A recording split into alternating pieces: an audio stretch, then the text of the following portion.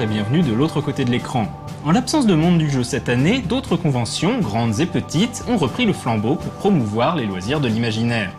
L'un des événements les plus prometteurs se nomme Octogone, qui connaissait cette année sa deuxième édition et s'est tenu du 30 septembre au 2 octobre à l'espace Tête d'Or de Villeurbanne.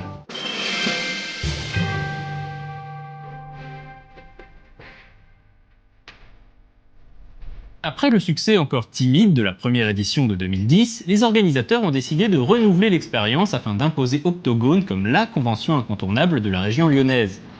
Mise sur pied par un collectif d'associations et de bénévoles, la convention comptait également parmi ses partenaires les éditeurs Asmodée et Black Book Éditions, ainsi que la boutique Trollune. En tout, 23 exposants étaient présents sur le salon. Pendant tout le week-end, les associations et éditeurs ont fait jouer une centaine de parties de jeux de rôle. Pour les 1700 visiteurs, c'était l'occasion de découvrir des jeux en avant-première, comme Guts, Les Légendes de la Garde, Nothingness, New Haven, Teocalli, Oshikaze 2250 ou encore Deus l'Ascension. Outre le jeu de rôle sur table, le grandeur nature était également de la partie, avec notamment des démonstrations d'escrime mousse. Une dernière forme de jeu de rôle était présente sur le salon, les bonnes vieilles Murder Parties, qui se déclinaient pour l'occasion en différents thèmes, pirates, steampunk, vampires, explorateurs et ainsi de suite. Mais Octogone veut promouvoir l'ensemble des cultures de l'imaginaire, et les jeux de plateau et jeux de figurines occupaient une part importante du salon. Bien entendu, Asmodée étant partenaire, un espace était dédié à leurs jeux emblématiques, Jamaïca, Etoc ou encore l'extension de Claustrophobia de Croc. Archipel, le nouveau jeu du créateur de Dungeon Twister Christophe Bollinger, était également en démonstration. Parmi les autres jeux en preview, on trouvait 1984 de Sébastien Kim et Space Squadron de Stéphane Boudin.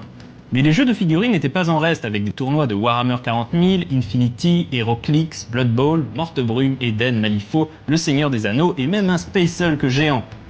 Et pour ceux qui, comme moi, ne sont pas capables de peindre correctement un garde maritime haut elfe, des ateliers d'initiation à la peinture de figurines étaient organisés. Des concours étaient également mis en place pour les peintres les plus habiles du pinceau. Mais les cultures de l'imaginaire ne se limitent pas aux jeux. C'est pourquoi de nombreux romanciers et auteurs étaient présents pour rencontrer leurs lecteurs. Parmi eux, on comptait Stéphane Soutoul, Marika Gallman, Simon Oriu, Cécile Guillot, Adrien Thomas, Thierry Dirolo, Don Lorengi, alias Laurent Gidon, Thierry Sportouche, Fabien Clavel, Jean Marigny, ainsi que des auteurs de BD comme Fabien Lauer ou Régis Torres. Les connaisseurs reconnaîtront les noms d'auteurs des éditions ActuSF, Nemos, ainsi que d'A Découvert, le label fiction de Black Book. Mais au-delà des seuls auteurs, les visiteurs pouvaient rencontrer différents métiers de l'édition comme relieur ou bouquiniste. Sans oublier la présence de plusieurs fanzines, comme dans toute convention qui se respecte.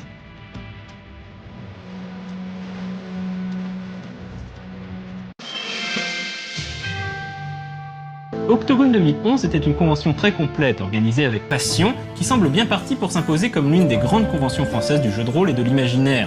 On espère qu'Octogone reviendra en 2012 et attirera encore plus de monde.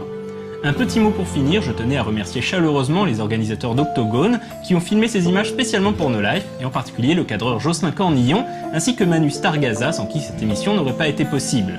Quant à moi, je vous dis à dans 2 semaines, et d'ici là, jouez bien!